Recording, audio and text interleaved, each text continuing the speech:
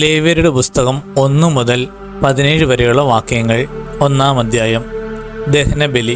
കർത്താവ് മോശയെ വിളിച്ച് സമാമ കൂടാരത്തിൽ നിന്ന് പറഞ്ഞു, ഇസ്രായേൽ ജനത്തോട് പറയുക, നിങ്ങളിൽ ആരെങ്കിലും കർത്താവിന് ബലി അർപ്പിക്കാൻ വരുമ്പോൾ കാലിക്കൂട്ടത്തിൽ നിന്നോ ആട്ടിൻകൂട്ടത്തിൽ നിന്നോ ബലിമൃഗത്തെ കൊണ്ടുവരണം.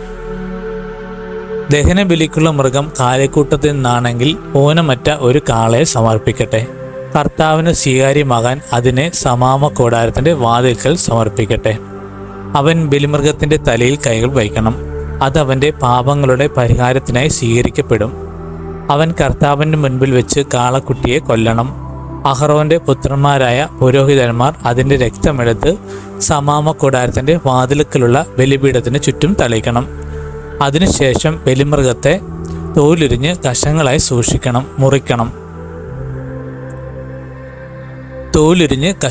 മുറിക്കണം.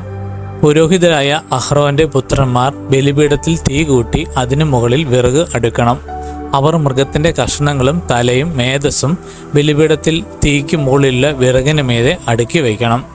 എന്നാൽ അതിൻ്റെ അന്തർഭാഗങ്ങളും കാലുകളും വെള്ളത്തിൽ കഴുകണം. പുരോഹിതൻ എല്ലാം ദഹനബലിയായി കർത്താവിന് പ്രീതികരമായ സൗരഭ്യമായി ബലിപീഠത്തിലെ അഗ്നിയിൽ ദഹിപ്പിക്കണം. ദഹനബലിക്കായുള്ള കാഴ്ചമൃഗം ചെമ്മരിയാടോ കോലാടോ ആണെങ്കിൽ അത് ഊനമറ്റ മുട്ടാടായിരിക്കണം.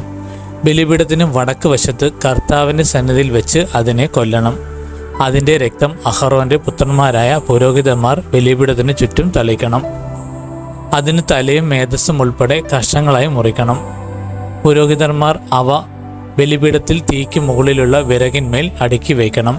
എന്നാൽ അതിൻ്റെ അന്തർഭാഗങ്ങളും കാലുകളും വെള്ളം കൊണ്ട് കഴുകണം. പുരോഹിതൻ അത് മുഴുവൻ ബലിപീഠത്തിൽ വെച്ച് ദഹിപ്പിക്കണം. അതൊരു ദഹന ബലിയാണ്. അഗ്നിയിലുള്ള ബലിയും കർത്താവിന് പ്രീതികരമായ സൗരഭ്യവും.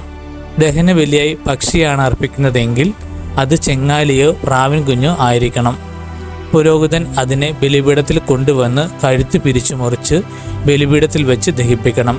രക്തം ബലിപീഠത്തിൻ്റെ പാർശ്വത്തിൽ ഒഴുക്കിക്കളയണം. അതിൻ്റെ ആമാശയവും തൂവലുകളും ബലിപീഠത്തിന് കിഴക്ക് വശത്ത് ചാരം ശേഖരിക്കുന്ന സ്ഥലത്തിടണം. അതിന് ചിറകളിൽ പിടിച്ചു വലിച്ചു കയറണം, എന്നാൽ രണ്ടായി വേർപെടുത്തരുത്.